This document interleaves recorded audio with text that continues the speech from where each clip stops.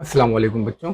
Urdu medium बराए जमात शशुम 6 की जमात के लिए रियाजी सबक नंबर 11 निस्बत तनासुब, इसका मश्क नंबर 29 बच्चों आपके लिए पेश है। प्यारे बच्चों, रहबर ई टेक मुंबई ये एक एजुकेशनल चैनल है। अगर आपने अभी तक इस चैनल को सब्सक्राइब नहीं किया है तो इसे सब्सक्राइब कर लें, इसके बेल आइकन पर क्लिक कर दें ताकि जैसे ही कोई नया वीडियो यहाँ पे अपलोड होता है उसका नोटिफिकेशन आपको सबसे पहले मिल जाए।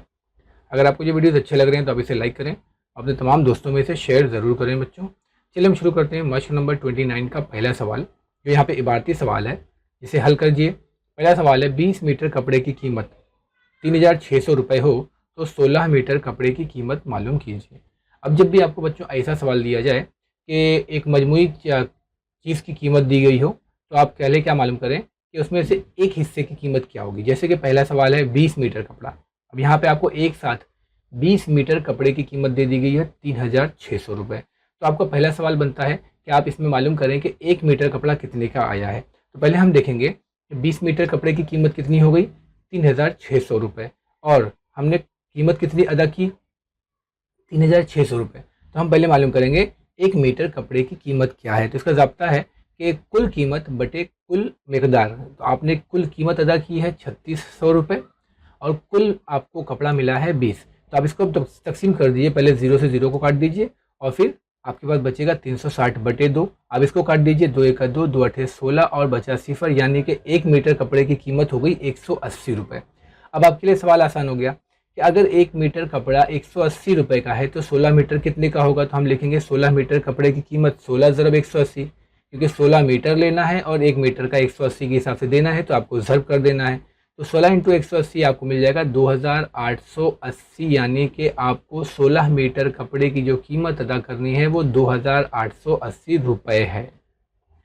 दूसरा सवाल है हमारे पास बच्चों, 10 किलोग्राम चावल की कीमत 325 रुपये हो तो 8 किलोग्राम चावल की कीमत कितनी होगी। सेम सवाल, पहले हम लिखेंगे 10 किलोग्राम चावल की कीमत 325 रुपये है, तो हम क्या मालूम करेंगे 1 किलोग्राम चावल की कीमत। तो कुल कीमत हमने अदा की 325 रुपये और कुल मिकदार हमने ली है 10 किलोग्राम। तो इसको आप जब तकसीम करेंगे, जैसा आपको बताया गया होगा कि जब भी किसी कसर के बटे में 10, 100, 1000 होता है तो वहाँ पे जितने ज़ीरो होते हैं, जब ज़ीरो हटाया जाता है तो ऊपर यानी कि शुमार कुनिंदा में दाहिनी तरफ से उतने अदद के बाद आशारिया लगाया जाता है। यहाँ पर कसर में बटे में 10 है, यानी कि एक ही ज़ीरो है, यानी इसको जब ज़ीरो को हटाएंगे तो ऊपर जो है वो एक अदद यानी 5 के बाद आशारिया लग जाएगा, यानी 1 किलोग्राम चावल की जो कीमत है 32 रुपये 50 पैसे होगी। ठीक है, तो ये 1 किलोग्राम का हो गया। अब आपसे पूछा क्या गया था 8 किलोग्राम चावल की कीमत, तो हम लिखेंगे 8 किलोग्राम चावल की कीमत बराबर 8 ज़रब 32.5, क्योंकि 1 किलोग्राम चावल की कीमत कितनी है 32.5। तो इसको आप ज़रब कर दीजिए तो हमको मिल जाएगा 8 किलोग्राम चावल की कीमत 260 रुपये, यानी कि 8 को जब आप 32.5 से ज़रब करोगे तो आपको मिलेगा 260 रुपये।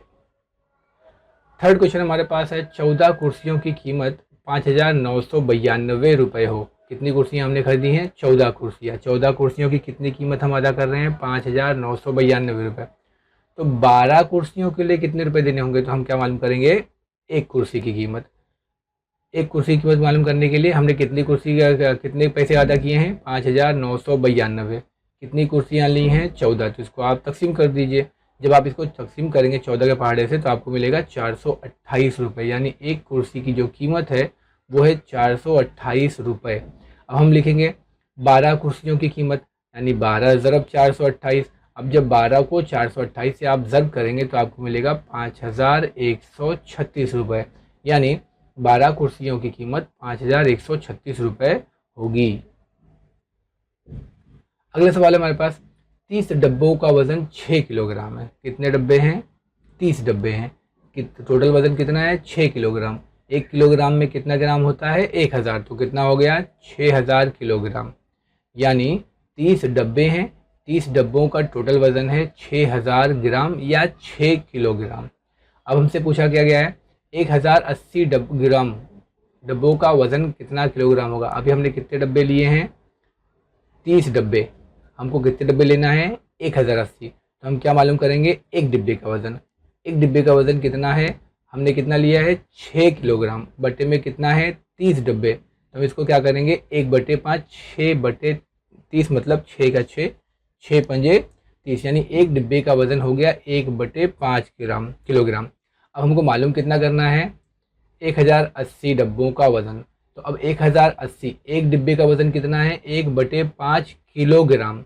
इसको आप जब काटेंगे तो आप देखेंगे, देखिए इसको आप तकसीम कीजिए, 5 दूनी 10, यहाँ 2 हो जाएगा, 5 का 5 बचा 3, 5 छंग 30, तो आपको मिलेगा 216 किलोग्राम। यानी 1080, अगर 30 डिब्बे हैं तो कितना वजन मिल रहा है, 6 किलो। देखिए 30 डिब्बे हैं तो 6 किलो, 1080 डब्बे होंगे तो कितने, तो वो हो जाएगा 216 किलोग्राम। यहाँ पे ग्राम का यूज़ नहीं हुआ है क्योंकि सब बड़ी बड़ी इकाई है, यहाँ पे डिब्बे हैं और यहाँ किलोग्राम है, तो हमने किलोग्राम में मालूम किया 216 किलोग्राम।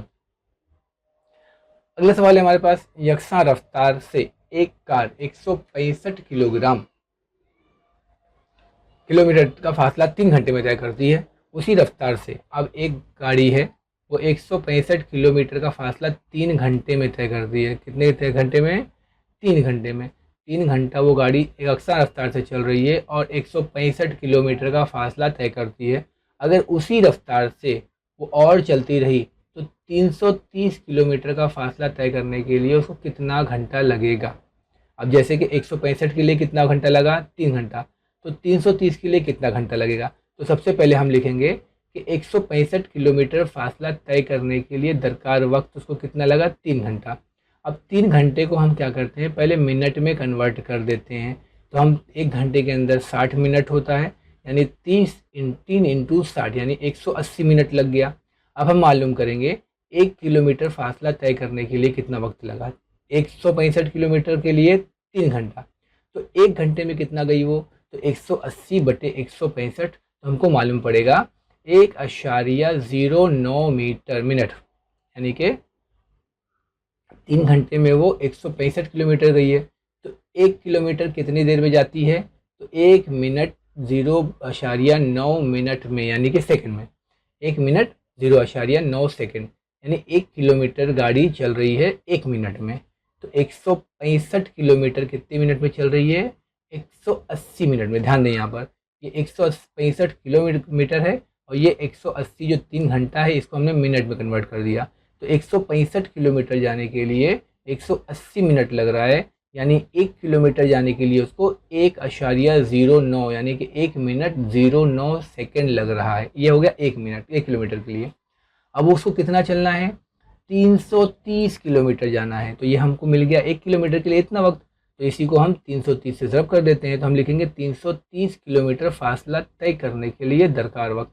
तो 330 इंटू 1.0909, क्योंकि ये जो 0909 है आपने पढ़ा होगा, ये मुस्तकिल आएगा। जब उसको काटेंगे 180 को 165 से, तो 090909 आता ही जाएगा, वो ख़त्म नहीं होगा, लामहदूद हो जाएगा। तो इन 330 को इसको 1.0909 से ज़रब कर देते हैं, तो आपको मिल जाएगा 359.99 मिनट। तो 359.99 हम जानते हैं, आपने पढ़ा होगा स्कूल में, कि आशारिया के बाद में अगर 9 नंबर आता है तो उसको हम हटाकर लेफ़्ट साइड में 1 नंबर बढ़ा देते हैं, तो ये 9 हट जाएगा और ये 9 हो जाएगा 10, यानी कि 359 से ये हो जाएगा 360 मिनट। और हम जानते हैं 360 मिनट का मतलब क्या होता है, 1 घंटे में 60 मिनट होता है, तो 6 छंग 36, यानी कि ये हो गया 6 घंटा। यानी 330 किलोमीटर फासला तय करने के लिए उसको कितना वक्त लगेगा, 6 घंटा। ठीक है, अब हम दूसरे सवाल की तरफ चलते हैं। 8 घंटे में कार कितना फासला तय करेगी। तो कार यहाँ पे कितना घंटा चल रही थी, 3 घंटा, कितना फासला तय करी, 165 किलोमीटर। तो हम पहले पता करेंगे कि 1 घंटे में वो कितना किलोमीटर जा रही है। तो हम 3 घंटों में तय करदा फासला 165 किलोमीटर है। हम देखेंगे 1 घंटे में तय करदा फासला, तो 165 को पहले हम 3 से डिवाइड कर देंगे तो आपको मिलेगा 55, यानी 1 घंटे में कार कितना किलोमीटर जा रही है, 55 किलोमीटर जा रही है। अब ये 55 किलोमीटर जा रही है, हमको क्या करना है, 8 घंटे में कितना जाएगी, इसको 8 से ज़रब कर दीजिए। तो 8 इंटू 55 यानी कि 8 घंटे में वो कितनी दूर जाएगी, 440 किलोमीटर। ठीक है बच्चों, चलिए हम नेक्स्ट सवाल की तरफ चलते हैं। 3 एकड़ खेत की मशागत करने के लिए ट्रैक्टर को 12 लीटर डीजल दरकार होता है। मशागत मतलब हल जोतने के लिए, उसके अंदर ज़मीन को उथल पुथल करने के लिए ट्रैक्टर को 12 लीटर डीजल दरकार होता है। अब एकड़ कितना है, 3 एकड़। अगर 19 एकड़ खेत पूरा हो तो उसको कितना दरकार होगा, पेतिल। सिंपल सी बात है, पहले हम लिखेंगे 13 एकड़ 3 एकड़ खेत की मशागत के लिए कितना है 12 लीटर। तो 1 एकड़ में कितना तेल लगेगा, तो 12 को 3 से डिवाइड कर दीजिए, आपको मालूम पड़ जाएगा 4 लीटर। अभी देखिए 1 एकड़ खेत की मशागत को कितना डीजल लग रहा है 4 लीटर। हमको कितना एकड़ चाहिए 19 एकड़, तो इसी को 19 से ज़रब कर दीजिए। 19 एकड़ खेत की मशागत को दरकार डीजल कितना है, तो 19 इंटू 4, तो हमको लिखेगा मिलेगा 76 लीटर। यानी कि 19 एकड़ खेत की मशागत करने के लिए डीजल कितना दरकार होगा 76 लीटर। 7वां सवाल देखते हैं बच्चों। एक शक्कर के कारखाने में 48 टन गन्ने से 5376 किलोग्राम शक्कर हासिल होती है। कितना टन गन्ना है 48 टन, शक्कर कितना मिल रहा है 5376 किलोग्राम। सविता ताई के एक खेत में 50 टन गन्ने की फसल हुई। कितना टन 50 टन।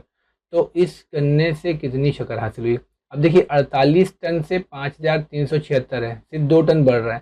तो हमको क्या मालूम करना पड़ेगा, पहले 1 टन से कितना गन्ना हासिल होता है, कितना शक्कर मिलती है। तो हम क्या लिखेंगे, पहले 48 टन गन्ने से हासिल शक्कर 5376 किलोग्राम सवाल में दिया है।